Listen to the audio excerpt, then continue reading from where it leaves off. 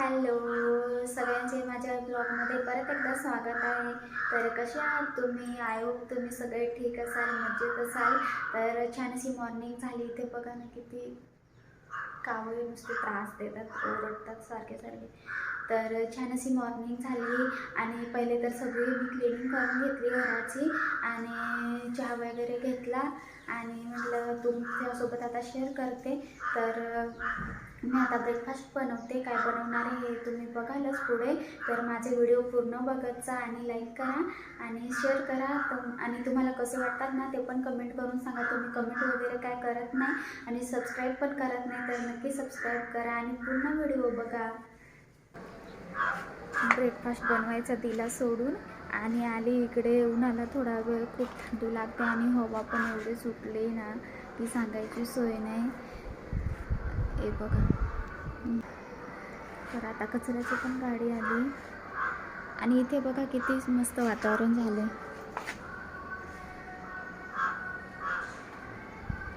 तर ह्या ग्रीनरीमध्ये आम्ही राहतो, खूप छान वाटतं। गावाकडे राहतो असंच वाटतं। छान असं हे रो हाऊस आहे, आम्ही म्हणजे भाड्यानेच राहतो। तुम्हाला कधीतरी ते पूर्ण घर दाखवेल मी आता इथं ब्रेकफास्ट बनवते। तर इथे मी छान असा मसाला भाजून घेते। शेवभाजी बनवणार आहे। माझ्याकडे शेव आहे, पण म्हटलं आपण ना नवीन अशी ट्राय करू म्हणून मी स्वतः शेव बनवलेली, पुढे तुम्हाला दिसेलच। तर मी शेवटला दाखवलंय। तर इथे बघा, मला सुट्टे केस ठेवून काही कामं करता नाहीत म्हणून केस बांधले आणि ते तुम्हाला दाखवत होती। तर काय भाजी बनवू ते मला सुचतच नव्हतं। तर ह्यांनी मला सांगितलं की शेवची भाजी बनव, तर मी शेवची भाजी ट्राय केली। ते तुम्हाला शॉर्ट्समध्ये दिसेलच। तर माझा शॉर्ट्स व्हिडिओ बघा, त्याच्यात मी रेसिपी अपलोड केली। तर ही बघा छान अशी भाजी बनली, शेव भाजी बनवली।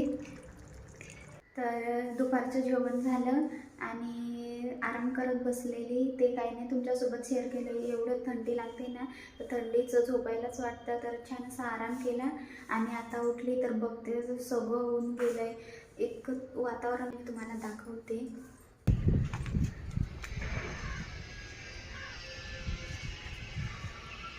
काहीच ऊन नाही, सगळं ऊन गेलं आणि इतकी थंड वारा येतोय ना, नुसता थंड वारा वाहतोय, खूप थंड। आता मी माझ्यासाठी चहा बनवते। चहा लवर असाल तर लाईक करा। तर मी पण चहा लवरच आहे। तर मी आता माझ्यासाठी चहा बनवते। खूप थंडी लागते, थंडीची अशी चहा प्यायला गरम गरम खूप मजा येते ना। तर माझ्यासाठी मी चहा बनवते, चहा घेते आणि भेटते परत तुम्हाला। मला सुचली खिचडी बनवायला, तर चला म्हटलं आपण आज खिचडीच बनवूयात, काही सिंपल असं। तर मी तुम्हाला पण दाखवते कशी बनवते मी, ते तुमच्यासोबत शेअर करते। झटकीपट कुकरमध्येच बनवणार आहे। मला ते पातेलीत जा, परतवा, झाकण ठेवा असं मला कंटाळा खूप येतो, म्हणून मी कुकरलाच लावून देते। तर चला तुम्हाला पण दाखवते मी कशी बनवते ती। तर मी इथं सिंपल खिचडी बनवते। इथं मी डाळ आणि तांदूळ स्वच्छ असे धुवून घ्यायचे आणि त्याच्यात एक मी बटाटा पण कापून ठेवला आहे। ते छान असं पाण्यात 5-10 मिनटं भिजत ठेवायचे। आणि इथं मी 2 कांदे छान कापून घेतले ते आणि टॅमॅटो आणि 5-6 लसणाच्या पाकळ्या, 2 मिरच्या अशा मी छान असं कट करून ठेवलं आहे। सगळं चॉपिंग माझी झाली आणि इथं तेल टाकलं आणि त्याच्यात जिरं टाकलं। जिरं छान असं फुललं की त्याच्यात भरपूर असा लसूण घालायचा। लसूण छान असा गोल्डन ब्राऊन होऊ द्यायचा। इथं बघा मी अलटून पलटून घेते। तर असं छान हलवलं ना की खरपूस असा भाजतो लसूण। तर लसूण भाजला की त्याच्यात कांदा आणि हिरवी मिरची मी एकसाथच टाकते, कारण की मिरची टाकली ना तर पटकन अंगावर उडते, म्हणून मी कांदा आणि मिरची सोबतच टाकते। तर इथे बघा छान असा कांदा आणि मिरची सोबतच टाकली आणि परतवून घ्यायचा कांदा। जास्त गोल्डन ब्राऊन नाही करायचा, थोडासाच परतवायचा, म्हणजे थोडा मऊन पडला ना की लगेच त्याच्यात टॅमॅटो टाकून द्यायचं, मग छान अशी टेस्ट येते खिचडीला। तर इथं बघा मी टॅमॅटो पण टाकून देते। तर टॅमॅटो टाकून द्यायचा आणि तो पण थोडा वेळच परतवायचा, जास्त काही शिजवत बसायची गरज नाही त्याला. छान असं कुकरमध्ये होऊन जातं आणि थोडा कच्चा असा कांदा असला ना की नंतरला आपली खिचडी आणि त्याच्यासोबत तो कांदा शिजतो ना तर तेव्हा खूप छान लागते खिचडी. तर तुम्ही पण नक्की बनवून बघा. आता इथे मी माझ्याकडे आहेत ते मसाले टाकून घेते.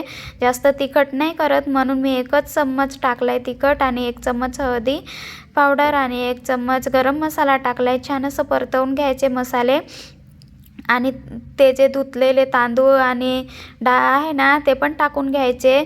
ते छान भिजलेले असतात ना तर आपली खिचडी छान अशी लागते. तर इथं बघा मी छान असे परतवले मसाले आणि ते त्याच्यात टाकून द्यायचे.